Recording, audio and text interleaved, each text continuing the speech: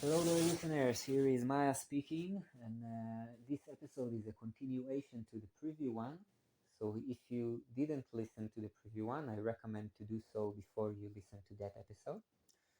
Um, so, in the preview episode, I was speaking about the idea that blaming or put your focus upon blame is not helping. And specifically right now about the protests that are happening right now this night, or at least happened this evening, about the hostages deal. I was saying that if you if you put the focus in the protest about who's blame, so um, you are hurting the ability of the protest to be effective in the way of promoting the idea of hostages deal in the Israeli mindset. In this way, it's this effective. Um, so I wanted to add to that first before I'm going to the main subject of the episode. I wanted to add to that uh, I went to my friend's house today, and my friend was watching the news, and I saw in the news Carmel Gat, one of the hostages that was murdered this morning. Carmel Gat's brother or nephew or something, speaking about her and saying like the government and specifically Netanyahu is the one that blame in Carmel's death, and it makes a lot of sense that he's saying that. It's like he's really in his understanding and also in my understanding, the behavior and the decisions that this government is doing, and specifically Netanyahu, uh, is blocking every chance of hostages deal, and in this way he is responsible to her death, and the government is responsible to their death. And it is important to say that in order to for us as a society to understand why things are going as they are. Those people are dead because the government decide not to go for hostages deal and stick to keeping the IDF control on the Philadelphia Strip, or keeping certain prisoners in the Israeli prison. They prefer those stuff upon hostages deal, and therefore the hostages are dead. This is important to say that. It is important to bring it up and make sure it's clear. But it's important, I think, it's important in the way of connecting between a behavior and her consent, the thing that is caused by this behavior, the thing that happen when you behave this way. It's important to put spotlight on that, so that we know how not to behave.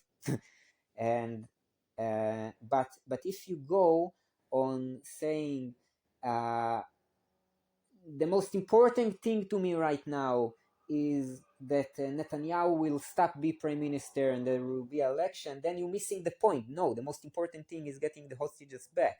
And I don't know. If I really understand and I connect with this eager to punish Netanyahu. To see him go to prison, as some signs in the protest are saying, to see him, I don't know, being punished in some way for his like terrible behavior that creates such damage. I am connected with this desire, but I don't think it's doing any good for the hostages if you punishing Netanyahu. And I think that the hostages are more important than punishing Netanyahu, and putting your focus and energy upon shouting again and again this blame. It's missing the point. What need to be done is putting, as I think, my idea about what need to be done is, after you mentioned that the government decisions and the way it's behave is the cause of the fact that the hostages are dying. After you pointed that fact out, then it's better to go and speak about what do you want to be done, not what you don't want to be done. You know, we want hostages deal. We want to give up Philadelphia Strip or let Palestinian prisoners out in order for a hostages deal. What are we as a society are willing to do to get those people back? This is what we need to shout. We need to shout, we are willing to compromise, you know, all kind of stuff about that and about that and about that, because we love our dear ones so much and they're so important to us, and this is the most important thing to us to get them back. You know, if you shout that, so the government can say like, okay, there are people here that can support our doings and not only rejecting us no matter what we do. So it's actually create a base, yeah, that might lead to a hostages deal. um yeah, because if you're just saying, well, you are terrible people and you are blamed for everything, and we hate you and we want you out, so those politicians, it's not really pushing them to do what you want. This is the way they act, I think. So all of this is like just an add to the preview episode about why blame is not helping bringing the hostages back, uh, more than just spotting it up. Now, the other thing that I wanted to say, because I was sitting in this friend's house and she was watching the news, and I watched the news with her, and we watched this Carmel relative interviewing to the news, and then we watched like a report about what actually happened there in the morning in the Gaza Strip tunnels, in the Hamas tunnels in Gaza, and my friend was speaking about this the thing that one of the military officers that brought the bodies back, that was there in the tunnels. He said, well, you know, we enter the tunnel, sometimes it goes right and sometimes it goes wrong. And I was like, wow, crazy. And my friend, I will quote her. She was very precise about it. I think she said like, she was shouting at the phone. She said like, is this uh, are those people came out of your wife belly? Like, is it your wife that gave birth to those people that you are saying sometimes it goes right and sometimes it goes wrong? No, right? Make a hostages deal. It's not your children. It's not you to sacrifice. You cannot sacrifice someone else because you want to try and see, maybe you manage to rescue them and maybe they will die, you know. And if you look back, by the way, at the news report in Israel in the last year, you see many reports of the IDF rescued bodies out of Gaza.